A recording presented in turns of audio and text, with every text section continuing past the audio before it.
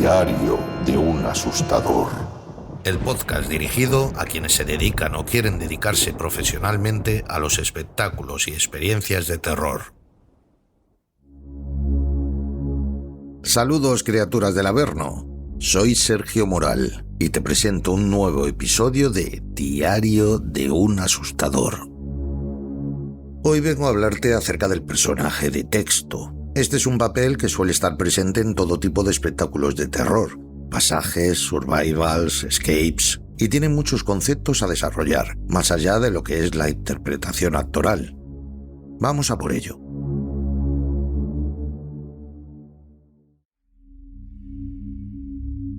Los pasajes del terror clásico siempre contaban con un personaje que te recibía y te contaba una introducción del espectáculo. Generalmente la intención que se tenía era provocar una cierta sugestión para después enlazar con distintas escenas llenas de impactos provocados por el resto de los scare actors. Salvo esa primera escena y quizá otra intermedia, todo el recorrido era muy dinámico. Bien, ese primer personaje del que te hablo era un personaje de texto. A veces un monje, otras veces el amo de una mansión. Dependía de la temática del pasaje o de la escena en sí, pero los conceptos eran siempre los mismos.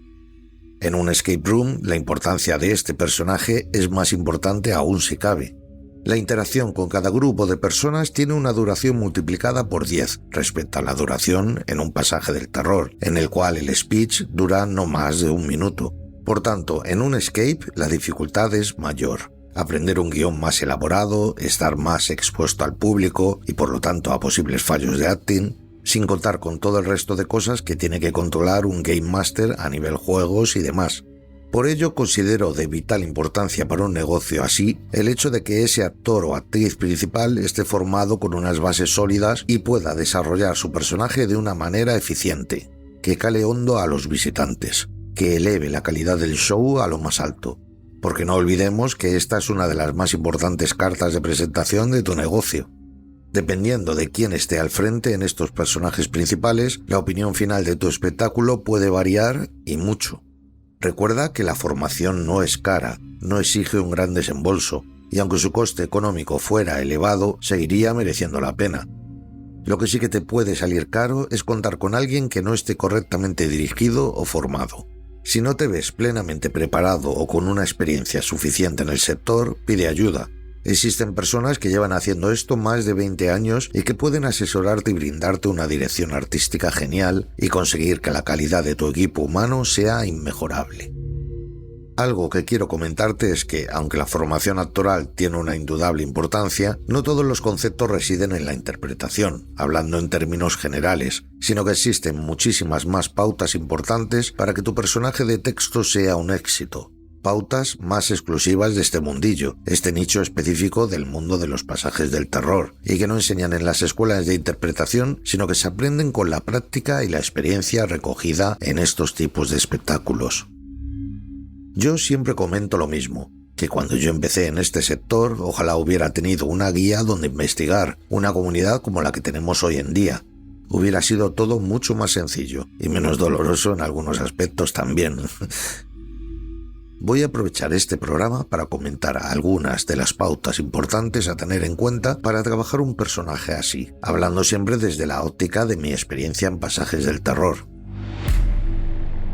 Proyección. Si tu nivel de volumen no es alto, no te podrán escuchar. Esto es menos problemático en escapes, ya que no suele haber más grupos a la vez dentro del espectáculo y por lo tanto el ruido no es tan invasivo.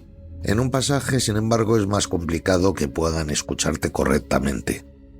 Calienta la voz, siempre. Practica a sacar tu voz desde el diafragma y no forzar demasiado la garganta. Practica en el coche, practica en casa, practica en el campo, donde sea, pero practica, porque si no, no puedes refinar este aspecto. Colocación. Debes saber la distancia correcta a la que colocarte. Esta debería variar en función de lo numeroso que sea el grupo en cuestión. A mayor número de personas, debemos alejarnos aún más. No solo debes tener en cuenta la distancia, sino también la posición. Recuerda dibujar en tu mente un embudo que va desde tu público hasta tu boca. Piensa si realmente le están llegando a todos tu speech por igual. Por igual quiero decir que con el mismo volumen. Lo de acercarse a intimidar a cierta persona del grupo se puede hacer, pero cuando el grupo está abandonando la escena o en ocasiones similares, no por norma general. Y esto lo digo porque principalmente cuando te acercas, tu embudo imaginario no abarca a todos los integrantes del grupo, salvo que sean 2 o 3 personas solamente. Básate siempre en ese concepto del embudo. Nunca te des la vuelta, a no ser que tengas cierto control, que luego te explicaré, pero en este caso lo comento porque el embudo se pierde fuera del alcance de tus víctimas. Y si no hay más remedio que hacer esto último, alza más el volumen en esos momentos con la intención de contrarrestar esa ausencia de embudo. Control visual. La técnica que el gran mago Juan Tamariz recoge en uno de sus libros, Tensar los hilos, es todo un acierto. Mi amigo Chema Pascual me dio a conocer dicha técnica, y es que funciona perfectamente en el sector de la interpretación del terror. ¿Qué pasa en una clase de instituto cuando el profesor se da la vuelta? Los alumnos comienzan a hablar. El hecho de que haya unos ojos vigilando sus movimientos hace que se sientan cohibidos y se abstengan de hablar entre ellos o distraerse. De ahí ese término de tensar los hilos imaginarios entre tus ojos y los de tus víctimas. Hilos que deben estar siempre tensos y que se destensan en el momento en que tus ojos pierden el control visual con tu público. Deben sentirse vigilados, presionados. Debe ser el profesor que no les quita ojo para que no se copien. De esta manera evitarás en gran medida que hablen entre ellos y dejen de prestarte atención. Aparte, mirando a los ojos muestras seguridad en ti mismo y determinación. Estás marcando los límites, indicándoles quién manda aquí, y esto es también muy importante. Los movimientos innecesarios. Muévete solo lo que te pida tu personaje. No tiene sentido estar moviendo tus pies si te mantienes en la misma posición, ya que esto muestra nerviosismo y falta de confianza en ti mismo, y es lo que vas a transmitir a tu público. Tus movimientos pueden estar justificados dependiendo del personaje que interpretes. Un mando del ejército estará firme, sacando el pecho incluso con las manos detrás, hablando con la barbilla en alto. Como mucho caminará altivamente haciendo recorridos por la longitud del grupo, examinando a los clientes, pero poco más.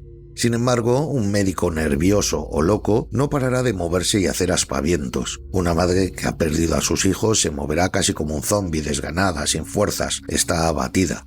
O puede estar desesperada y moverse de un lado al otro de la escena, llorando y suplicando ayuda. Por eso te digo que todo depende de lo que quieras transmitir. Créete lo que estás haciendo. Tal y como comento en los cursos presenciales, para fundirte con un personaje y que éste te posea, para que éste forme parte de ti, tienes que conocerle a fondo. Saber qué piensa, qué culpas o vivencias arrastra, cuál es su temperamento, su personalidad. Todo esto es vital para que ese sentimiento pase a ti, a que pienses y sientas como lo haría él, y a su vez puedas tú transmitirlo. Para esto hay muchos ejercicios y pautas que practicamos en nuestros cursos, pero te doy una pista. Construye un pasado de tu personaje. Piensa en las consecuencias de ese pasado y cómo le han afectado y le han transformado para ser el personaje que es hoy en día. Eso te ayudará a forjar su personalidad y hacerla tuya. Como anécdota, decirte que existen actores que se metían tanto sus personajes que no salían de él en todas las horas durante los rodajes. Hablo de gente como Joaquín Phoenix, como Heath Ledger, Leonardo DiCaprio, Jim Carrey, actores que no desconectaban e incluso llegaban a vivir como sus personajes y a comportarse como tal, a tiempo completo. Una locura y quizá una exageración. Esto no significa que tengas que accionar de la misma manera, pero sí ayuda a que entiendas el concepto.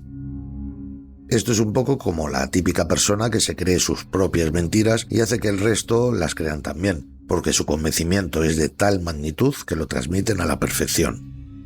Hay muchísimos conceptos más en este mundo del personaje de texto, como por ejemplo el uso del atrezo para ayudar a la interpretación, la dicción, el tono de la voz, las pausas dramáticas, la inclusión de impactos en tu interpretación, un buen guión, la capacidad de reír o de llorar si fuera preciso, la improvisación teatral, en fin, mucha materia. Pero espero que esta pizca de información que he seleccionado y te he comentado te haya servido y aportado, o al menos entretenido. Pues nada, criatura, con esto finalizo este programa, esperando que lo hayas disfrutado. Como siempre, si te gusta todo este contenido, te pido que apoyes este podcast compartiéndolo todo lo que puedas. Espero que lo valores con 5 estrellas en iTunes, en Spotify y sigas escuchándome y dejando comentarios. Te lo agradeceré muchísimo.